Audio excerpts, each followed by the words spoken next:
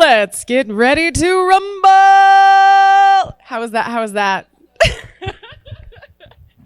That was our kickoff right there. Such as it is. Ladies and gentlemen, welcome to Keystone Sessions Innovate Her KC edition. For those of you who do not know me, my name is Lauren Conaway. I'm founder and CEO of Innovate Her KC. We are a 6,300 plus member leadership community for women and individuals of marginalized gender experience here in the Kansas City area. And we serve our members through a pretty robust virtual community, professional development and learning events, and all kinds of fun stuff all around inclusion and low barrier to entry. That's our whole thing. So today, we're going to be celebrating, y'all know that Mother's Day is coming up, right? I see some nods. If you did not know, now is the time to go out and get the card, get the presents, show that mom in your life that you really care. Would also like to take a moment just to acknowledge the fact that for many, this is not a really easy time of year. And so for those of you who have lost children, for those of you who have maybe have contentious relationships with your own mother, maybe, your mother is no longer with us, I just want to let you know that you are seen, you are heard and valued and loved. But tonight, we are going to be celebrating some of my favorite mothers. That would be you, ladies. And really, really quickly, we're just going to be talking about the experience of being a mother, being an entrepreneur, being a leader in the community, what that requires and what we can do as a village to support each other, to support the mothers in our lives. We're going to go ahead and kick it off. I'm going to give the softball because these folks are going to be able to introduce themselves much better than I ever could. And we're going to run down the line, and I'd like to hear a little bit about your perspectives, and we will start at the end here. Wow, I get to go first. All right. My name is Nadia Ikram, and I am a mom, which is, I guess, the main prerequisite to be up here. So I have 3 kids. They are ages 9.5, almost 7.5, and 5. I'm an attorney as well as a birth doula. I run both my birth and my doula and attorney practices. Mostly solo with some help from a business partner and best friend of mine, as well as a couple of folks who are always eager and willing to jump in.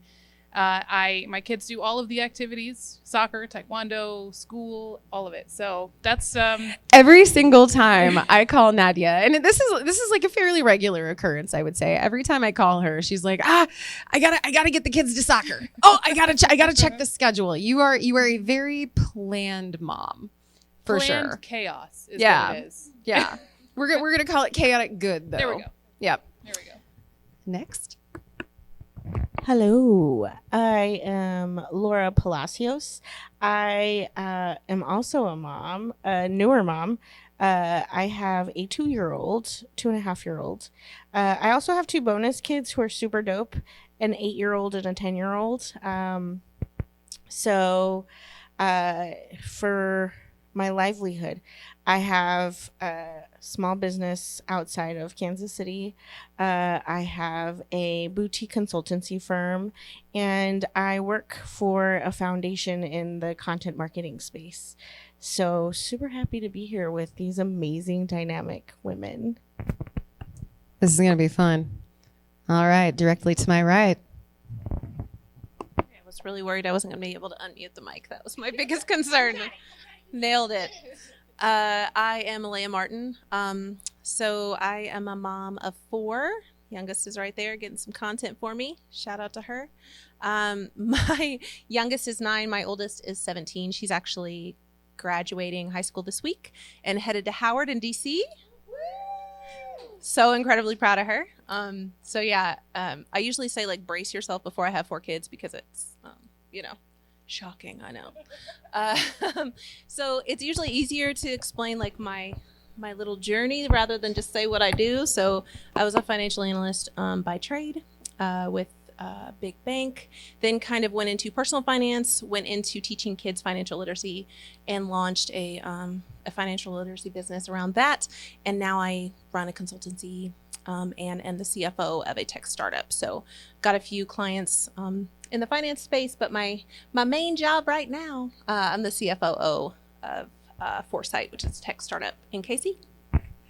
So I'm laughing because, first of all, let's get a round of applause for the achievements and accomplishments of these amazing women right here.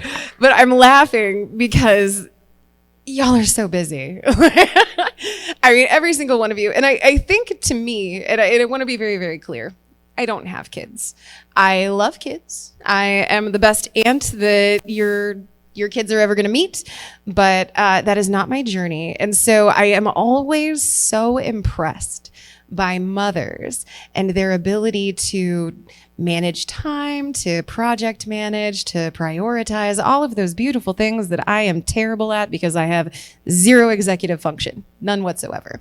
So I'm going to go ahead and I'm going to start with new mom. We're going to kind of go down a progression here. But Laura, my friend, talk to us about some of the things that surprised you most. First, as being a mother, but then being a mother in context of being a community leader, being an education advocate, all of these beautiful things that I know you are. You're multidimensional, much like everybody up on this stage. What was it like to be a mother with that mindset?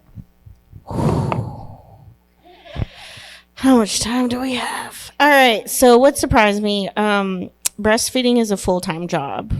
Like, I don't understand why mothers don't get paid to nourish the future of our country. But that is a full-time job. I also learned how much can get accomplished on like zero sleep.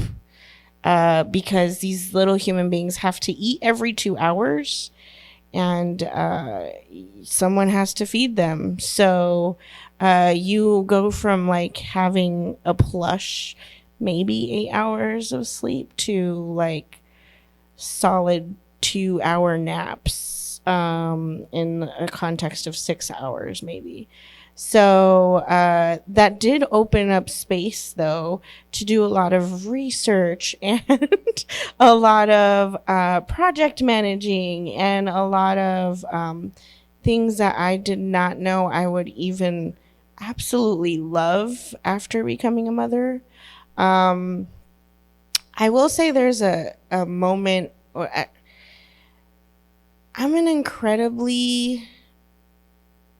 I'm a huge advocate for the things I'm very passionate of, but I saw myself having to make tough decisions. I had my child during COVID, so like the whole world had stopped.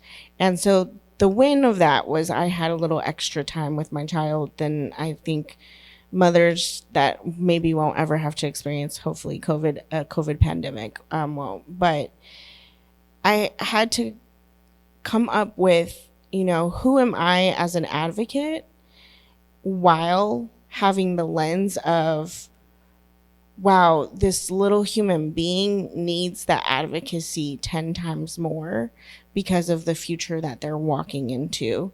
And I did not think that that would weigh as heavy in my life or in my space until this little human being's in my arms. And I'm like, oh my gosh, there's so many policies we have to change immediately.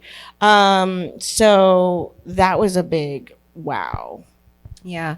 Well, so really, really quickly, I do want to acknowledge something that you said, and then I want to acknowledge everything that you said. So first things first, do y'all remember when formula became scarce? We were having supply demand issues and everybody was out on social media saying, well, breastfeeding is free.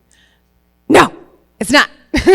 It's absolutely not free unless you don't think that a woman's time and labor has value, which we up on this stage, and I know you all out in the audience, you don't feel that way. You absolutely believe that a mother's time and labor has value and has meaning. So please stop saying that. That's not only are we counting in terms of time and labor, but we're also counting in terms of things like, I don't know, nipple pads and all of the equipment that you need to pump and all of these, like, none of it's free. So let's just stop saying that. But I think what I found really, really interesting about what you just said is that it almost seems as though your conception of your prior work changed once you, and your conception of yourself changed once you had a kid. And so now I'm curious, Alea, Nadia, did you experience that as well? Like somebody put the baby in your arms and then all of a sudden your relationship to yourself changes. Talk to us about that a little bit. And I'm going to start with you. I was going to say I've got kind of two answers to this because my own sense of self shifted, but I think I'm a little bit unique in that I never really lost my sense of self in a way that I know that a lot of moms do. They just become someone's mom. So my joke is like, I'm not the normal mom, I'm the cool mom. Like I feel like I was Did you just Amy Poehler us? We just got mean girls. Oh no. Yeah, I'm that old, guys, believe it or not. I told you I have a high schooler. I think I never really lost my sense of self in that way. But in work, in my mission, in everything else, I just became a beast. Like I went so much harder than I had ever gone. And I was in college whenever I was having my kids. When I had her, I was finishing my MBA. So I was taking finals actually for my MBA whenever I was, when she was like 2 weeks old. After that, it was just mission driven. Just let me create wealth, let me do all the things, let me create an impact in this world in a way that I'd never been that way before. Now I'm coming a little bit back to the middle, and that I've done all the things and I'm excited with what I've accomplished, but now I want my time back to spend with my kids. So I think it's like a continual journey of you change so much because you just want to be out here and change the world. And then I was in the world so much that I'm like, now I just want to be at home and like hug my babies before they're gone. So I think even in like 2 years, you experience this like continual shift of who you are and what you want. But yes, it was immediate. I changed. Yeah. Nadia, how about you? Did my sense of self change? Well, I was a really good advisor to parents before I had kids. You know, sure, so am I. I'm like, I know exactly how y'all need to be parenting your kids. And then you like drop them in my lap for a couple hours and I'm like, please, no. I gave really good advice. And then I had kids and I was like, oh my God, I'm so sorry to all of you that I gave advice to. I mean, so many things changed. I imagined the kind of parent I would be, the kind of mom I would be. I would be patient. I would be calm. I would do all these amazing things. And then I had kids and my patience went from here and plummeted because sleep deprivation is a legitimate form of torture and they're constantly torturing us. In terms of work, though, it was it was a much more positive shift, I think. Like Alea, I didn't really lose my sense of self entirely because I intentionally held on to, even if I was just doing one case a year, I made sure that I was keeping my foot in the door because I also noticed that after having kids, I was not just a more passionate advocate on behalf of them and on behalf of, changing the world for the next generation, but even on behalf of my clients. I do primarily family law. So I had a much better understanding for my clients' sake as well about the different things that they were going through. I was already compassionate and empathetic. I was, legal aid attorney and had no aspirations to be anything other than that. But having kids and being able to really understand the difficulties and the struggles even more, I think made me a better attorney. Then on the flip side, when I became a doula, that was entirely because of my birth experiences, especially with my third child when I had a midwife. Thankfully, I was very blessed to have wonderful experiences with all three. The third one was completely life-altering. I was told for the very first time, just tell me what your body is telling you to do. And that was completely mind-blowing. And I thought everybody needs to have the opportunity to have this experience.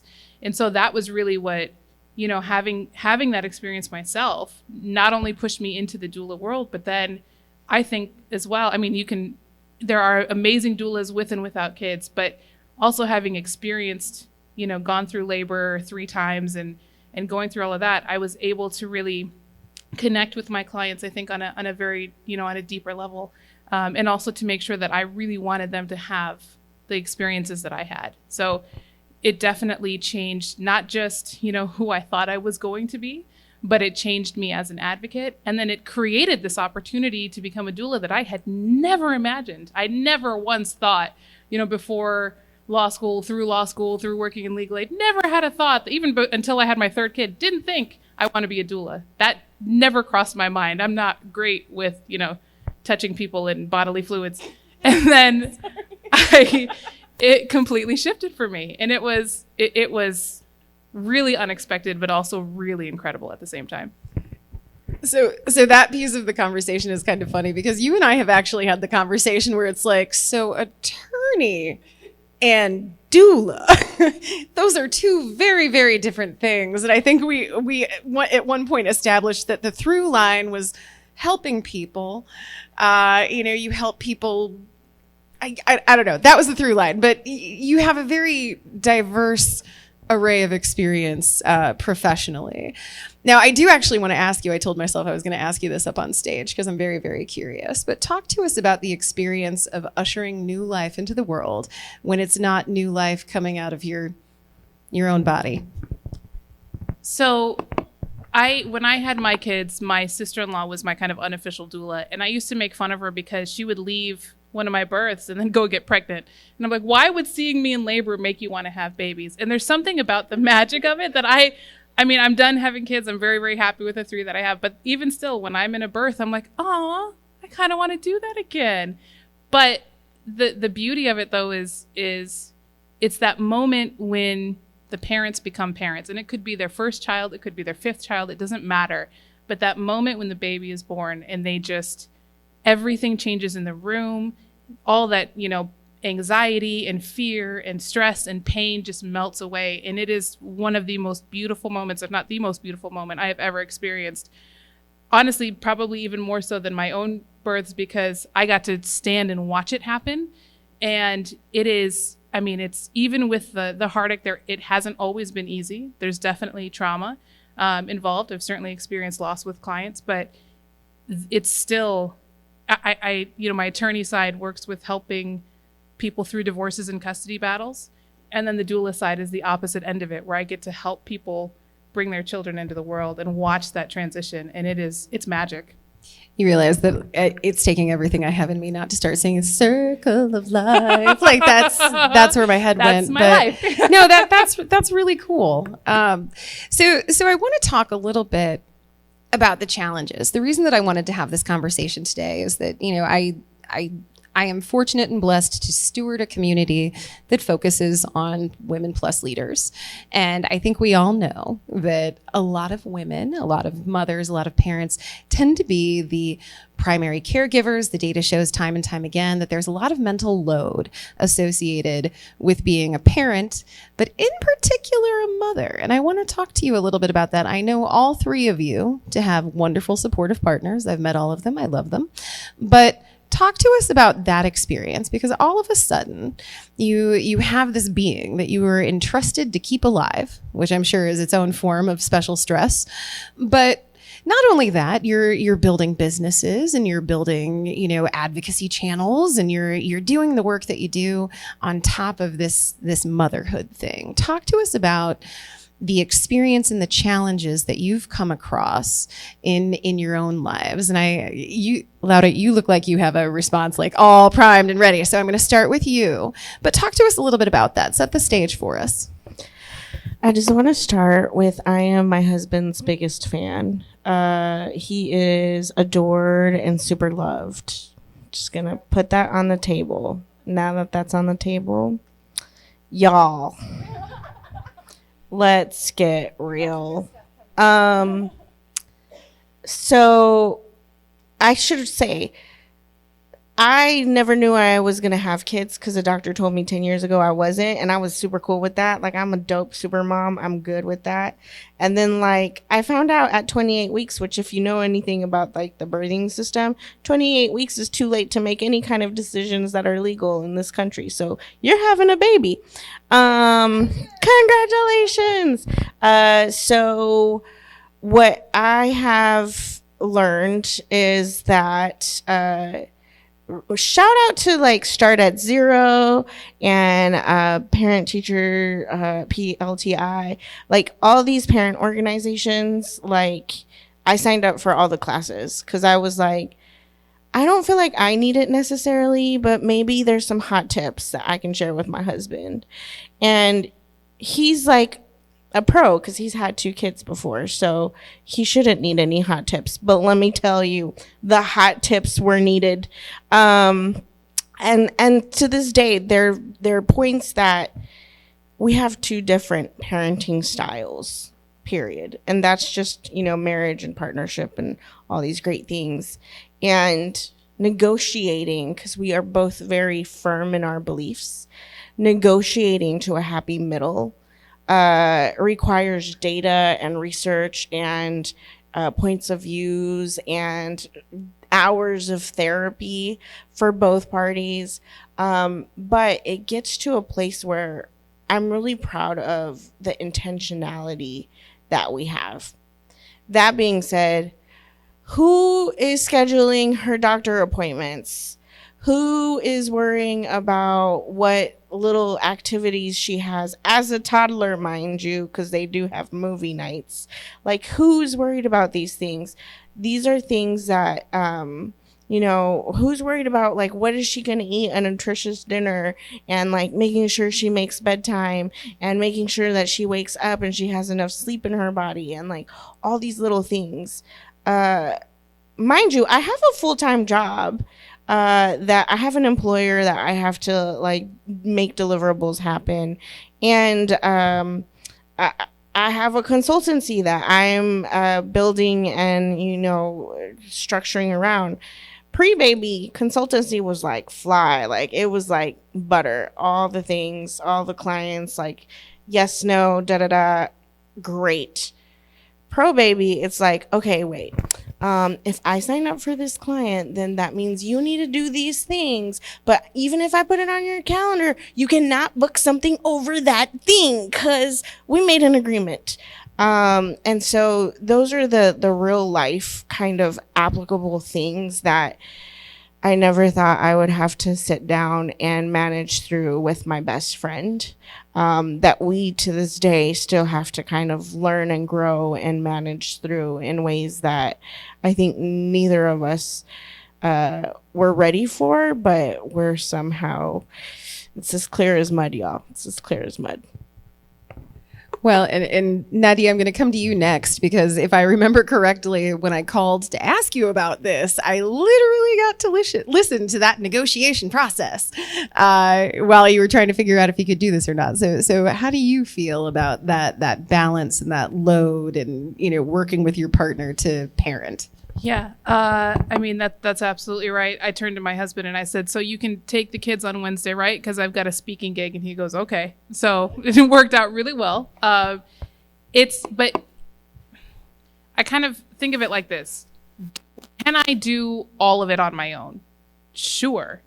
Should I have to? Abso-damn-lutely not. I shouldn't have to. And I don't Round of applause for that, please and thank you. Oh, come on. There you go. Thankfully, I don't have to. I mean, I will always, and I recognize this, and he recognizes this, despite his best efforts, I will always carry the majority of the mental load. Always do sign the kids up for their activities, mainly because my memory is just better than his, to be quite honest, and my organizational skills are a little better. But it's also just kind of how we function as mothers. Our brains don't sleep. We are constantly thinking about, okay, the laundry detergent is low, or I've got to get this for the kids' school lunches, or, all of this stuff that I have to remember to do before school starts. There are just so many things that we are constantly processing and thinking about on multifaceted levels that it's exhausting. And a lot of times people will ask me, how do you do it? And honestly, I don't know, beyond just it being a matter of survival, just kind of getting through. Like, we do it because that's what we do. But if I didn't have the support of my husband to be able to do some of these extra things, like I can do, I can take lower income clients and do a sliding scale fee, because I also know that financially we are not dependent on my income alone. So I do have a lot of freedom in that sense as well, that I'm very grateful for. We have that balance. We have that understanding where we've had to divide up certain things within the household. Like he does the trash and takes care of the chickens because I don't feel like it. And I, take care of the kids most of the time. And we split bedtime routines, and he's very, involved with the kids. So we go to soccer games together. We'll split up soccer practices and stuff like that. There's a lot that has to be managed, especially when you're running 2 different practices, and he is also working a full-time job, and we have 2 of the kids are homeschooled, but it's functional. It's a little bit more than functional. It's functional, but also the kids are happy and they're well taken care of, and they go to bed every night thinking, that their parents love them. And honestly, that's kind of the goal at the end of the night. It doesn't even matter most nights what they have for dinner, as long as they're getting, I do consider the nutritional value of their meals a little bit more for sure, but they're also going to bed, having had a full and happy day and well cared for. And so I can go to sleep after I binge watch a couple shows on Netflix thinking, okay, a job well done on both of our ends. Yeah. Alea.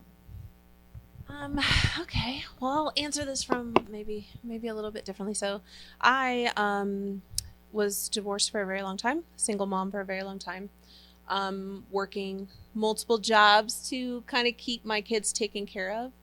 And it was just like you said, it's just, I don't know how you got it done. It's just magic. I don't know. I used to say that I could just like bend time or something. I'm not really sure. You just get it all done.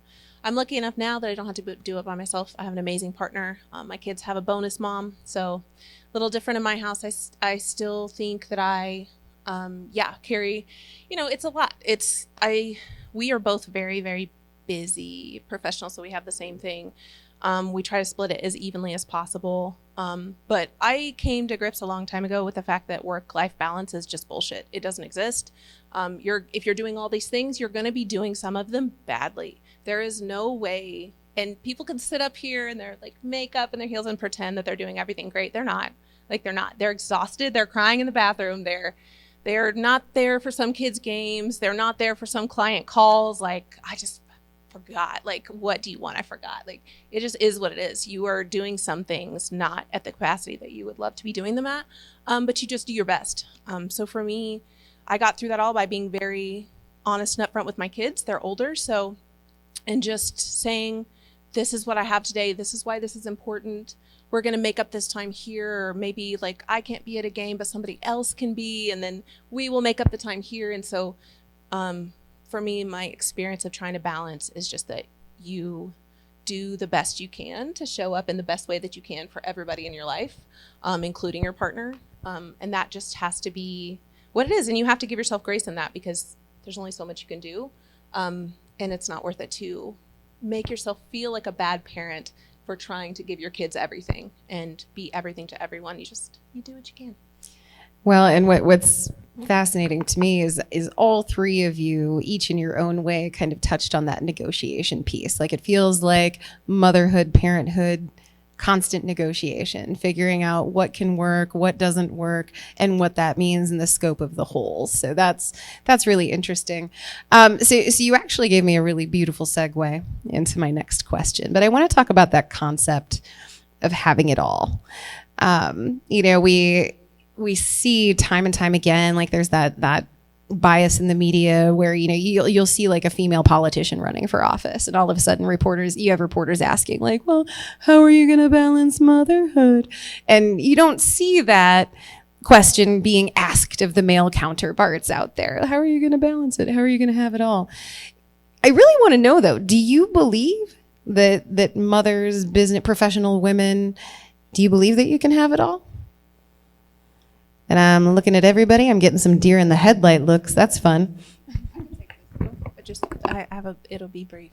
In the context of what I just said, yes. I think, as I've said, I'm trying to kind of come back to middle and prioritize my kids over everything else, because I was definitely we take all the contracts, everything that comes in, take all the board seats, take all the things, be everywhere, still, be whatever people expect me to be. I think I'm coming back to the middle of like spending more time with my kids, and to me that has been having it all. But whenever I can come back and be grounded and spend good time with my family, with my partner, then be more intentional about my work, I found that I'm able to get more done. I'm more successful, more opportunities, money, amazing people flow into my life. So I feel like it's just rebalancing, finding your priorities, and then making sure that you are staying true to what's really important. And then it does feel like you can have it all. Still exhausting though. I'm gonna have to disagree. Respectfully. Respectfully. Oh, we're going to have a rumble up on Respectfully. stage, y'all. You're getting this, right? Pre-baby, I had it all. Like, I had the downtown condo, like the life that I envisioned for myself. I was living that life, living it. I am not living that life. I don't like houses. I'm living in a house. But my house is dope, so I'm getting there. I like to be out and network with folks and like have like conversations and understand how I can help people serve on the boards. I don't have that capacity. I just don't. I have to choose between, I want to spend time with I've done a lot of research. I'm a nerd. So 0 to 5 is really important in growth. And so I've done a lot of research. So I'm like, in the grand scheme of 18 years, where do I want to maximize some of this time for a little person? And for me, it's 0 to 5. So then what does that mean? That means I'm leaving work at 5 and I'm leaving it at work. I'm prioritizing maybe one day during the week where I'm going to say, like, I'm going to look at board stuff or consultancy opportunities or all these things. But that means that I'm also going to create intentional space on these other days for my child. So what does that mean? That means I'm saying no to a lot more things than I normally would. If you want to catch up, I'm at Cafe Corazon on Fridays normally, and we'll catch up then. I will host you for lunch or breakfast. Like, the timeline of what I'm able to do and how I'm able to contribute to my community has completely flipped in a lot of ways. And it's I would agree with you you can have it all based on what you consider all to be. But I'm not gonna, I tell people who are like, I'm considering having kids, like, don't talk to me then, because I'm going to keep it so real with you. I'm going to say these are the things you're going to have to make choices on. And so for some people, that's really giving up some things. And to your question, I see my husband and all that he runs 2 organizations successfully. Like, what this man is able to do is just masterful.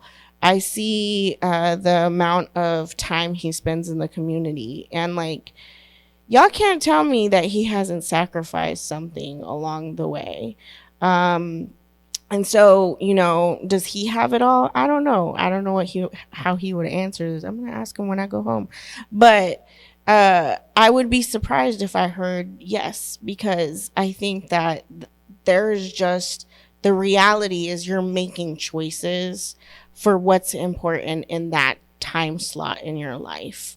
And so for me, that choice is right now, it's to focus a little bit more on the 2-year-old.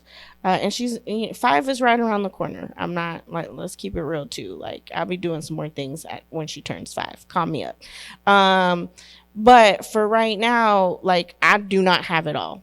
I have the things I want to have, which I'm really privileged and grateful for, but can I say oh, I got it all? Nah, I'm not even going to feed you that.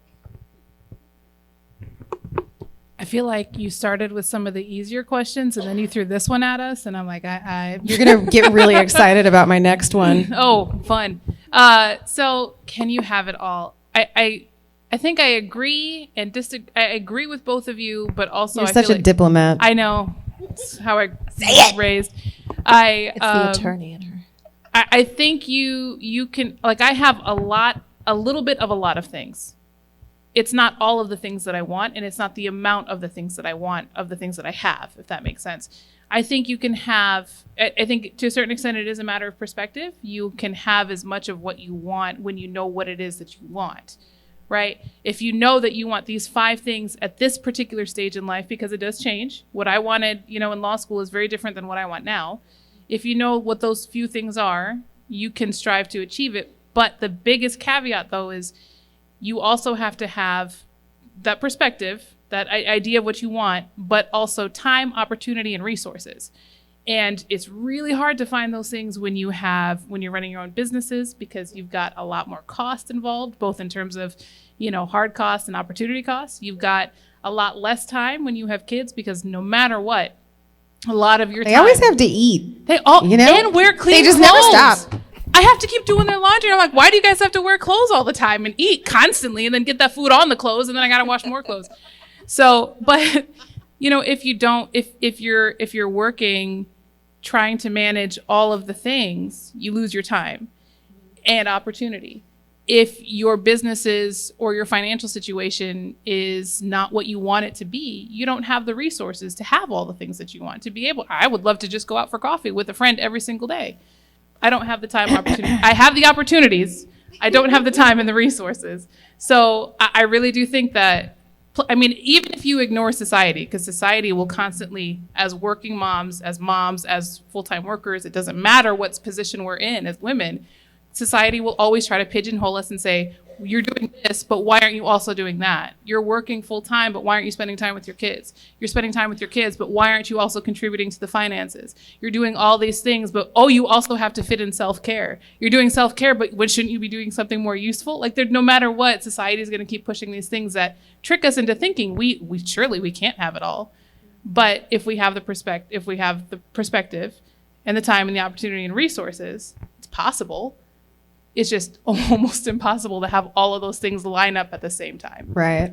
Well, and that y'all just keep on like alley-ooping me these really beautiful segues. So thank you. But the next piece, so I just want to be very clear. I invited these three particular women to be up on stage with me today because I know them to be tremendous mothers. But I also know them to be, they are some of the most brilliant women I know. And that's saying a lot because I know a metric crap ton of women. So one of the things that I want to talk about is that I want to talk about the systemic barriers that we see. You're talking about time, opportunity, resources, money, all of these things that equate to privilege. And that's a sliding scale. Not everybody is going to have the same amount. Not everybody is going to have the same access. And I think that all three of you have experienced different, you all have different lenses on that. And so I really want to talk, when we talk about barriers, and just as a point of context, I talk to women all damn day. It's my whole life. And the three barriers that I hear about most frequently when it comes to women who want to start new initiatives, start businesses, become leaders in whatever their area of expertise is, the three top barriers are access to capital, access to childcare, access to healthcare. 1, 2, 3. Those are the things that I hear time and time again, and childcare is in there. It's really, really important. When we talk about low barrier to entry with Innovate Her KC, everybody immediately thinks of money, and I think of money too. But time, geography, those are also barriers, and so these are conversations that we need to be having. And so what do you think our society needs to do to get our shit together long enough and well enough so that we can take care of the mothers, the parents, the kids, the holistic women leaders out there? That is a very big question. I'm aware. I'm just knocking it to you now. All right. I'm ready. I saw this you're gonna have microphone thoughts. flip up, and I'm like, she's got it. She's got it. All right. So if you think about what you're able to do with 8 hours of focus time, you're able to put all of your power, your mind power, your efforts, your energy into creating a dope product, something awesome, something that you can develop and give the world. When a woman doesn't have childcare, those 8 hours of focus time is not real, because she is splitting her energy and her focus with nurturing. So you're still giving of yourself, and you don't have that brilliance opportunity. So to answer your question, and I'm going to tell you, I'm going to keep it real. I was on the whole, I don't know if we need early child care to be taken care of. Why? I get it now, because little people are developing all the things. And that 8 hours of focus time, what you're able to accomplish, is so paramount if you know that that's all you have. You can't say like, oh, I'm in a brain fog, I'm just going to do it, at 6 when my brain fog goes away. Because at 6, you're now taking care of a little person. So I think doing something about access to childcare for our city would be a game changer when it comes to entrepreneurship. It would allow women to explore working for a startup. It would allow women to explore what they're most passionate about and what they want to build and create to make a better city. The second thing is it should not be this much business to just get health insurance. Like, even the cheapest government funded health insurance comes at a high premium, and then add a child to that who's like constantly getting sick, or fell down and got a boo-boo and now you got to take them to the ER or whatever it might be. I have had to make business decisions. So I scaled down my boutique when I had a child, because I was like, if this child falls down and breaks a limb, there is not enough capital that I'm going to be able to create for this child's limb to be a non-stressing issue in my household. So yeah, that a 9 to 5, I love it, and I love it so much because of that healthcare benefit that it gives me and my family. And that's the realest talk. Transportation, like, this is not a walkable city. The city has a lot of opportunities for transportation. Add transportation issues with a 2-year-old in the hot sun or in the snow or in the yada yada. Like, I live in Independence Plaza Neighborhood Council, so in the historic Northeast. I'm watching women carry their children to get to their work, to get to their everyday life. And I'm like, bruh, it's hot out here. How are you living this life and like happy, just happy that you're getting to go to your next opportunity? So I think those are the 3 major factors that as a city, we should consider doing something. This is a city that has the most philanthropic dollars per capita. Like, look at the data. It's there. I'm not making this up. So if all of the philanthropies got together and said, these are our 3 big things that we're going to like hit out of the ballpark, like, I feel like some change would happen. But I do think it's entrepreneurs have a voice in saying, this is what we need, this is what we demand from our city to be able to continue and move that needle and get us across to the finish line. Those are strong opinions. By the way, I just want to say those are my strong opinions, Laura Palacios, not any entity that I may represent in any way, shape, or form. I'm just putting that out there. I'm glad you said that, because it's going to segue into what I'm about to say, because I know it's an unpopular conversation. So my kids are a little bit older, but a little story about insurance. So when I was finishing my MBA, I was single. I was working 2 jobs to pay for my MBA. So I was literally sleeping maybe 2 hours a night, drinking 2 pots of coffee a day. I woke up one morning, I couldn't breathe. I was in and out of the hospital for months. I gave myself a very permanent heart arrhythmia from working so much and drinking so much caffeine and trying to be there for my kids. Fast forward to me thinking 5-10 years later, oh my God, if I could ever just make like 6 figures, I'm going to have so much money.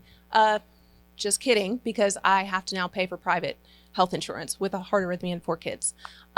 So even when I scaled consulting my business to a point where I should have been financially stable, insurance was a big thing. I was still keeping a corporate job. I had to. There was no other option. That was a huge barrier. And then it's the costs that add up as a parent. So as someone that paid for childcare, it was atrocious. I don't even know why I was going to work really with that many kids. It was pointless. I don't know why.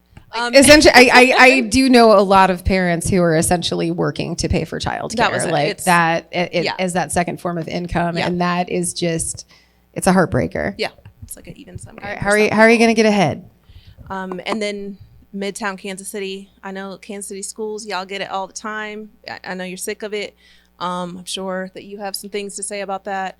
But the flight to the suburbs is real, because the inner city schools that should be providing care, that we're paying taxes for, that should be providing a quality education, have so many issues in Kansas City. Private school, the district we live in, the school she goes to, is $15,000 a year. Who can pay for that? With multiple kids, working an average of making $60,000 a year, which is the median. Who can afford that? So you move to the suburbs, you move to the good school districts, you move to Blue Valley, you move up north. These are real issues that people don't understand, that you could be making $150,000 a year, but private school, if you live in the middle of the city, healthcare costs, anything else for entrepreneurs that you're paying for, and you're coming out somehow below poverty level when you're left with just childcare expenses. So those kind of things, I think people don't realize the cost to parents, not even just single parents, but all parents, is it's something that should be addressed. I don't have the answers to that, but it's a real thing. So I would agree with all of that. And those childcare, healthcare, education, I think are the three of the biggest ones. Childcare, I left legal aid because it was going to cost almost my entire salary to pay for childcare for my one child at the time. But on top of that, I think the other thing that needs to be changed is paid parental leave. Thank you. I was waiting for somebody to say it. So as a legal aid attorney, we were union. So we got up to 13 weeks, but only the first week was paid. And that's a good deal compared to pretty much, most people in this country. The doula part of me is going to come out right now. As a person recovering from birth, especially if you've birthed your own children, even for folks who have adopted their kids, adjusting to having a new child in your house takes months, years. It takes a really long time for your body to recover from being pregnant for 9 months and then giving birth and coming back from that. It takes a solid year just for your body to recover, let alone if you're still nursing, if you're still doing all these other things. Your kids are still very needy within those first 5 years. And if you're lucky, you get 6 weeks of unpaid leave. That's atrocious. That's not enough time for you to even really properly bond with your kids, whether they're your biological kids or adopted kids. It doesn't matter. That's not enough time. And it's not enough time for you to recover. It's not enough time for you to adjust to sleep deprivation. It's not enough time for anything. And some folks don't even get that. So that would be the other thing that I think is incredibly important that needs to change, is that we have got to have at least a year of, a year to two, like some other countries do. They have it and it works. And I don't understand why we can't, to be quite honest, besides that, we live in a society that values the bottom line more than the well-being of its citizens and of its people who live here. There are like so many snaps going off in my heart right now. Yeah, can I get a round yes of to all applause and some snaps? Like, come on, folks, let's get in here. Just out of curiosity, show of hands, do we have any parents in the audience right now? Okay, there you go. Cool. So, I mean, these are issues that affect us all. Now, we're going to go back to we're still hitting the systemic issues, but now we're coming back to the individual. And Laura, you said something really interesting. Nadia, you kind of echoed it. But one of the things that you have to be really aware of, like when we're talking about things like pay gaps, when we're talking about wage inequities, when we're talking about opportunity gaps, we see a lot of parents, but in particular mothers, they're paying penalties along their careers. You're missing out on opportunities. You're electing out of opportunities, opting out of them because you want to spend more time with your kids. And so I have to ask, like, is that scary to you to think that, hey, if I'm putting my focus here and I'm sacrificing my career, like, is that a scary thing? Yeah. Hell yeah, Yeah. right? So, I mean, I'm asking that question. I already kind of knew the answer to it, but I'm Yeah. just like, I'd really like you to say it out loud. Like, it So- sucks. Let's not do that. I never imagined being an entrepreneur. I am I'm Lebanese, and so we're kind of naturally entrepreneurs. We don't like to have bosses. We like to be our own boss. I grew up, my parents are business owners, but I never wanted that life. I wanted to just work for legal aid or work for a firm, have a reliable, job that I knew that I could just show up at a certain time, leave at a certain time, not have to worry about all the extra costs and everything and the stress that went into it. And then I had a kid, number one, and couldn't afford childcare and left the city I was living in at the time where most of my family was. So then, didn't have that childcare option, and realized that if I leave the legal profession, it is going to be extremely difficult to get back in. So it got to a point where I started applying for a couple jobs and it just wasn't worth it anymore. It wasn't worth being told, okay, well, you haven't had the experience, for a solid 4 or 5 years that we expect a new associate coming in or what. Even though I had work experience before, it didn't really matter. So I knew that I, to a certain extent, didn't have a lot of choice in the matter, that I probably could have put in a lot more time and effort, but then I'm got a whole new learning curve. If I even get my foot in the door, that's going to be the first obstacle, is just getting a job in a law firm, having been out of it. And I heard this from other attorneys who were older than me at the time, who they did the same thing. They left work when they started having kids to care for their kids most of the time, and then realized that they couldn't get back in unless they just started up themselves. And I never wanted to be that solo practitioner, but that's kind of how it ended up, because that barrier of entry, right, to get back into the firm life is real if you've been out of it. Even though like I said before, I kept my foot in the door. I would do a case or two a year for the first few years until I built up more and more. But still, it didn't really matter moving from state to state or learning new jurisdictional laws or whatever. Being out of it and not having continuously networked with other associates, partners, all of that stuff, that you have to do in order to stay in the legal profession and actually have those opportunities open up, it wasn't a reality for me, because now I had 3 kids that I was caring for most of the time, because that's just kind of how things ended up. And that's where I shifted my priority to anyway. So that's been a huge obstacle. I'm grateful now. I love what I do most of the time, some of the time. But I think we can all relate to that, though, right? Like, they wouldn't pay if it wasn't a job. Right. But no, I do love what I do, but at the same time, it wasn't what I had envisioned. And a lot of the reason why I ended up here is because of those barriers that I knew were going to be near impossible to overcome. The other, barrier that I have too is the reality is I look a lot different than most people think an attorney looks like, as a Muslim Arab woman. I do still have to deal with, biases when I interact with other opposing counsels or, judges who treat me a little bit differently. Sometimes, not all of them by any means, but it happens more frequently than a lot of people realize. And so that is inherently going to be another barrier, and has been another barrier for me. So I am where I am now, and I've chosen to stay on this path, and I'm satisfied with it. I'm happy with it, but it's definitely been, to a certain extent, a result of having, had kids and taken the choice to leave the workforce as a full-time, attorney for a long time. Yeah. Well, thank you for sharing that. So I did get the very diplomatic and very kind, get the heck off the stage from Zeke not too long ago, and I just kind of powered through. But really, so I wanted to end on a positive note. So I'm going to ask you, what do you want for Mother's Day? And I noticed that at least one of your partners and daughter, we have an audience here, so make it good. But tell us what you want for Mother's Day this year, real quick. Nadia, we'll start with you. I want a nap. I want a nap and then a good cup of coffee. My son has a soccer tournament this weekend, so that might not happen. Because for some reason they think the Mother's Day Classic is like a really good time to have a soccer tournament. But really, I just want a nap. In Mexico, Mother's Day is celebrated every 10th of May. So I'm just going to say Feliz Dia de las Madres today. What do I want? You know what?